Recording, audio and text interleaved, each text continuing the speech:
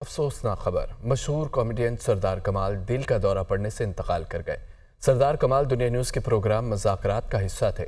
سردار کمال نے درجنوں سٹیج ڈراموں، متعدد فلموں اور ٹی وی ڈراموں میں فن کا لوہا منوایا۔ ان کا شمار انڈسٹری کے سینئر اداکاروں میں ہوتا تھا۔ سردار کمال کے انتقال پر ان کے ساتھی اداکاروں کا کیا کہنا ہے، دیکھتے ہیں اس رپورٹ میں۔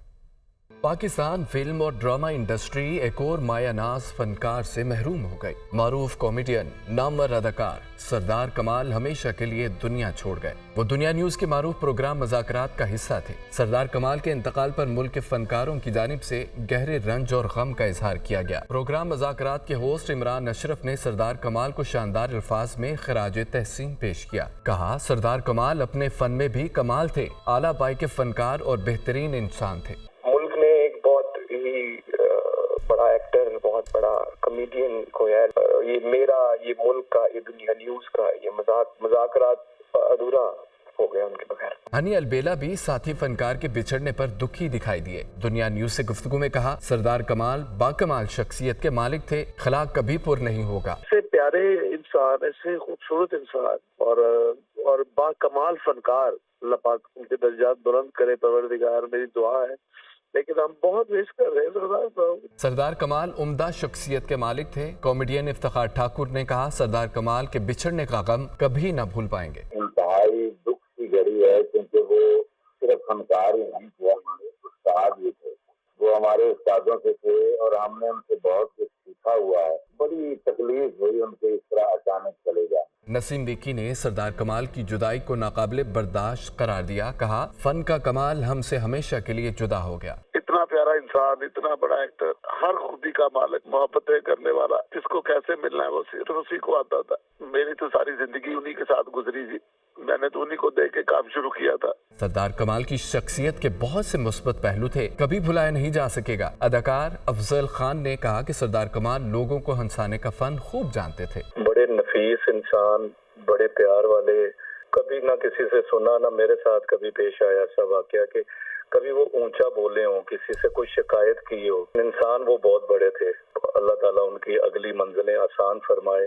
اداکارہ صاحبہ بھی سردار کمال کے فن کی مداح نکلی۔ مرحوم کی فنی خدمات کو شاندار الفاظ میں سراہا۔ یقین ہی نہیں آ رہا کہ وہ اب اس دنیا میں نہیں رہے، کیونکہ ایک ہنستا مسکراتا انسان، بہت اچھے انسان۔ اللہ پاک انہیں جنت میں اعلیٰ مقام عطا فرمائے۔ اداکارہ ریشم نے بھی سردار کمال کی اچانک وفات پر گہرے دکھ کا اظہار کیا۔ کہا، سردار کمال واقعی میں کمال کے اداکار تھے۔ سردار کمال صاحب ایک بہت ہی کمال کے انسان، بہترین انسان۔ مجھے صرف ایک فکر ہے اس وقت میرے ذہن میں آ رہا ہے کہ یہ ہے زندگی۔ میں اس وقت شوق میں چلی گئی ہوں جی۔ میرے بہت ان کے لیے دعائیں ہیں، اللہ ان کے درجات بلند کرے۔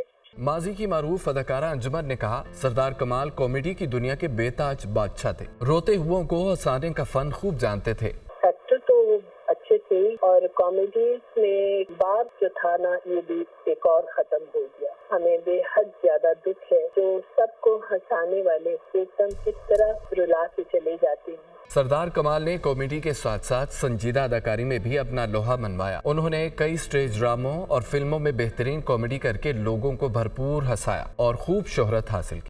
خبر یہ ہے کہ فوج سے مذاکرات کے لیے تیار ہے۔ فوج مذاکرات کے لیے اپنا نمائندہ مقرر کرے۔ فوج پر قبل ضمانت نہیں لگائے۔ ہم نے تنقید کی ہے حکومت سے، ہم کیا مذاکرات کریں؟ پی پی پی اور نون لیگ دونوں فارم 47 والے ہیں، یہ دونوں جماعتیں سمندر میں ڈوب رہی ہیں۔ محمود خان اچکزئی کو مذاکرات کا مینڈیٹ دیا تھا، دوسری طرف سے کوئی نام سامنے آتا تو ہم بات کرتے۔ مذاکرات کے لیے پہلا مطالبہ چوری کیے گئے مینڈیٹ کی واپسی ہے، دوسرا مطالبہ گرفتار کارکنوں کی رہائی، مقدمات کا خاتمہ ہے، تیسرا مرحلہ ملک بچانے کا ہے جو صاف شفاف الیکشن کے بغیر ممکن نہیں۔ مولانا فضل الرحمان نے استعفوں کی جو بات کی ہے وہ تیسرے مرحلے کی ہے۔ جماعت اسلامی کے دھرنے کی مکمل حمایت کرتا ہوں، ہماری پارٹی اس دھرنے میں بھرپور شرکت کرے گی۔ بانی پی ٹی آئی کی اڈیالہ جیل میں صحافیوں سے غیر رسمی گفتگو۔ وفاقی وزیر اطلاعات عطا تارڑ کا یہ کہنا ہے کہ بانی پی ٹی آئی کبھی گریبان اور کبھی پاؤں پکڑ لیتے ہیں، یہ فوج کو سیاست میں گھسیٹنا چاہتے ہیں۔ ان کو یہ بات قبول نہیں کہ ادارہ نیوٹرل ہو گیا۔ 9 مئی ہم لا کر کے کہتے ہیں کہ پلیز بات کرو۔ 9 مئی کے پیچھے پلاننگ بانی پی ٹی آئی کی تھی۔ جناح ہاؤس کے باہر ان کی تینوں بہنیں، بھانجا اور رہنما موجود تھے۔ ہمارے پاس ثبوت ہے۔ انہوں نے اسلام آباد میں میڈیا سے گفتگو کے دوران مزید یہ بھی کہا کہ بانی پی ٹی آئی کو پتہ ہے ان کا سوشل میڈیا سیل پکڑا گیا ہے۔ انتخابات ایکٹ 2017 میں مزید ترمیم کا بل قومی اسمبلی میں پیش کر دیا گیا۔ بل کے تحت کسی سیاسی جماعت سے وابستگی کا اقرار نامہ تبدیل نہیں کیا جا سکتا اور جس جماعت نے مخصوص نشستوں کی فہرست نہ دی ہو اسے مخصوص نشستیں نہیں دی جا سکتی۔ ایوان نے بل متعلقہ قائمہ کمیٹی کے سپرد کر دیا۔ تفصیل دیکھیں۔